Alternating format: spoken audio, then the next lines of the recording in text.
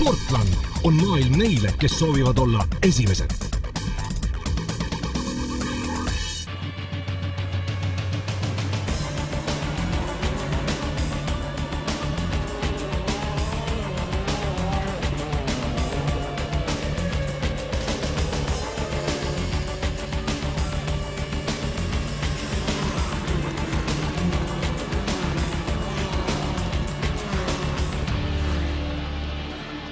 Eesti motokrossil on tänavune juubeliaasta. 65 aastat tagasi sõideti esimene Eesti meistrivõistluste etapp ja selle hooaja Tridentsi Eesti meistrivõistluste avaetapp sõidetakse Karksi-Nuia väga teenekal ja väga sportlikul krossirajal. Tere tulemast mootorite maailma! Kohal olid pea kõik Eesti paremad krossisõitjad. Tippsõitjatest jäid avaetapid kõrvale vaid Tanel Leok, Gert Kristinov ja Soome litsentsiga sõitev Harri Kullas. Üle pika aja oli Eestimaal Priit Rätsep. Ma olen see aasta kuskil 10 päeva olnud Eestis, kuskil 2 nädalat. Et ega siin on ettevalmistused olid ja nüüd viimane 1,5 kuud oli ainult võistlused. Aga nüüd on päris hea olla Eestis. Eesti ilm nagu ikka.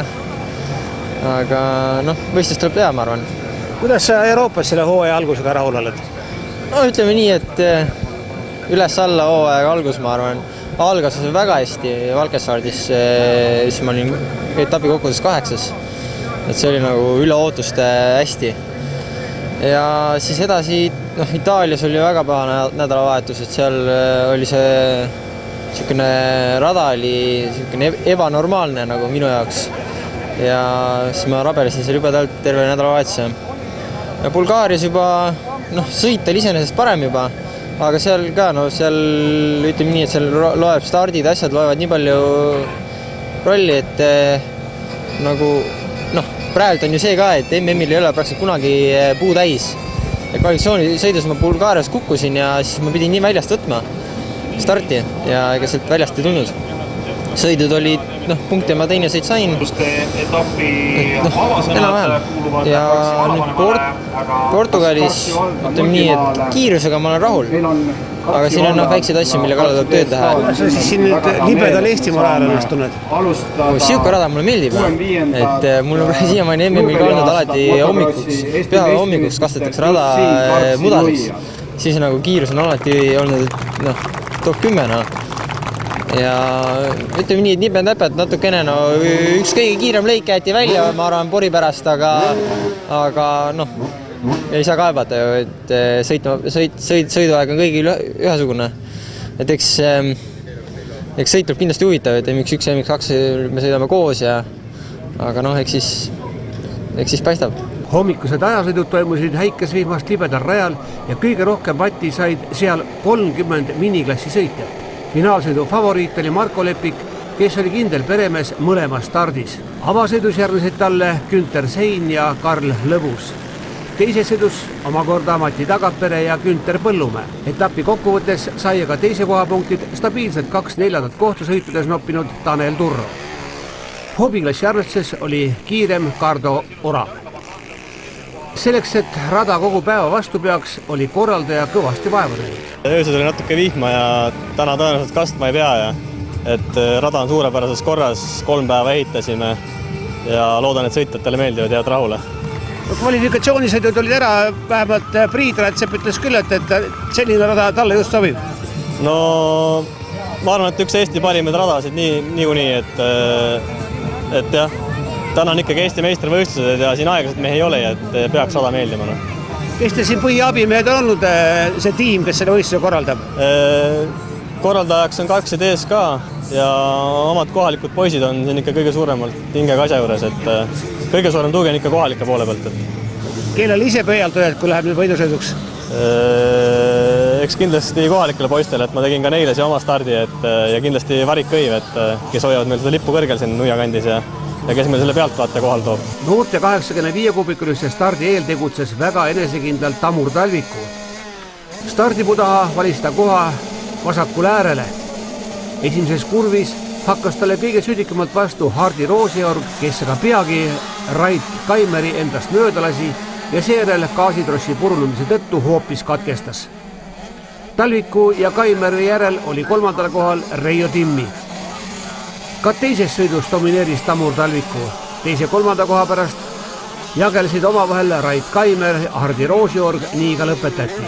Päeva põnevamad stardid olid loomulikult MX1 ja MX2 klassi ühised sõidud. Ajasõidus oli 37 mehe hulgast parim olnud Indrek Mägi. Arvestades sellega, et hooaeg on pikk ja koosneb mitmest etapist, kokkuvõttes kõige olulisem on Eesti meistritiitel ja proovin enda kõige suurema vaenlasega raja peal võidelda, kes tavaliselt sportlastel on nad ise. Et kui nendega hakkama saab, siis ma arvan, on tulemus ka hea. Kõige suuremad hirmud siin sellel Karksiluuja rajal on? Ei, hirme ei saagi olla nii, et raja peal on, eks rajad on omapärased. Täna lihtsalt on natuke raskevad tingimused, kuna hommikul sadas vihma kõvasti, öösel sadas vihma, et rada kuivab vaikselt. Suured sooned, korvid teevad raja veel tehnilisemaks. Et väga vägev, ma arvan, on. Kas see rada meeldib sulle või tahaks rohkem kuiva peal sõita? Motocross ei ole selline ala, kus me saame öelda, kas meeldib või ei meeldi. Siin tuleb sõita või siis mitte sõita. Ühesõnaga, mulle meeldib väga. Hea start on tippsõitjatele elementaarne, et selle väga tähtsa elemendi õppimist veelgi motiveerida oli korraldaja mõlemal korral välja pannud erilise rahapreemia ja mõlemal korral näitas Ardo Kaurit, et just tema on parima reaktsiooniga mees. 2 stardi võiduga kokku kasseeris ta 300 €, mis pole üldsegi paha. Avasõidu saaras aga peagi liidrikoha Indrek Mägi, kelle põnev duell Priit Rätsepaga lõppes kahjuks viimase kukkumisega. Rahulikumalt alustas Lauri Lehtla, kes on maailmameistrivõistluste etappidel kõvasti karastunud ja vaatamata Portugali etapil saadud vigastusele sõiduga võitis. Enne sõitu juba vaevas mind Portugalis kukutud roidevalu, et start ka kõige parem ei olnud ja sain nagu vaikselt tagant tulema, proovisin oma sõitu sõita ja vaikselt võtta ja vaadata, kuidas nagu kannatab valu poolest sõita ja teised eksisid korra ees ja kasutasin ära, sain mööda ja ma isegi ei ootanud tegelikult, et kodupostid ka nii kiired on, et tegelikult on konkurents väga korralik. Teisena lõpetas Indrek Mägi. Sõit üldjoontes oli hea. Stardis sain teisena minema, sain kohe Ardost mööda, aga sõidu lõpus Lauri oli natuke parem, läks must mööda ja selline järjestus jäigi, mina teisena siis. 3. oli Juss Laanso, mis oligi MX1 klassi esikolmik. Mul ei olnud prille, et jube raske oli teiste taga sõita. Mitte jube raske, aga väga raske. Et võib-olla sellepärast ka veits ja aga noh, sellest tolku polnud midagi, sest et kui talle taha jõudsin, siis olid jälle silmad vett täis. Järgnesid Ardo Kaurit ja Karel Kutsar, kes oli ühtlasi MX2 klassi võitja. Suutsin sõidu lõpetada esimesena, kui start ei olnud kõige parem, et stardis jäin küllaltki taha ja siis suutsin poole sõiduga umbes mööduda Andrest ja siis nägin, et Priit kukkus ja tänu sellele sain Priidust ka mööda. Kuid 2 ringi enne lõppu suutsin veel kukkuda ja nibin-nabin finišis olin Rätsepa ees. Teises sõidus tabas ebaõnn Ardo Kauritit, kes liidrikohalt kukkus ja suurest mängust välja langes. Pea kogu sõidu oli esikolmik Lauri Lehtla, Juss Laanso ja Priit Rätsep, kes selles järjestuses ka lõpetasid. Kokkuvõttes MX1 klassi etapivõit Lehtlale, seda Laanso ja Mägi ees. Võtangi nüüd rahulikult, et muidu pidin homme Lätti minema ka superkaussi sõitma, aga kindlasti ei lähe, et Roie tahab taastumist, et järgmine etapp olla paremas vormis. Endale 5 pallisüsteemis annaksin 3+, aga AKR KTM Team mootorrattale ja Valvole nõridele veel annaksin 5. Eks ma ikka võitlesin, nagu näha, plakatil oli ka kirjutatud, et võitle ja viimase ringini võitlus käis. MX2 klassi võitja oli Priit Rätsep, seda võrdsete punktide juures Karel Kutsariga. Otsustavaks sai tema teise sõidu võit. Proovime kõik Euroopa kõiki neid kaasa sõita ja proovin head tulemust teha seal ja esimene etapp on see kõige parem, mis tahtsin, aga eks järgmised etapid on arvan paremad. MX2 klassi 3. koha teenis välja Andre Park. Meeldivalt palju oli osavõitjaid ka seeniorklassis. Stardis näitas head teravust Reijo Engman, kuid mõlemad sõidud võitis kindla ülekaaluga siiski Heigo Lauren. Mõlemal korral oli vastavalt 2. ja 3. Reijo Engman ja Aivar Abi.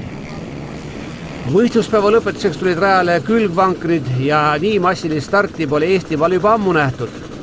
Kuuliku tõeline magnet oli paar Gert Varik, Erki Kõiv, kes hea kiiruse tõestuseks võitsid ka ajasõidu. Avasõidus kodurajal kihutanud meestel probleeme ei tekkinud. Veenev võit Varikule Kõivule, Reesna Skultantsi ja kolmanda koha saanud lätlastest vendade Siilitsite ees. Teise sõidustardis jäid Varik Kõiv lausa viimaseks.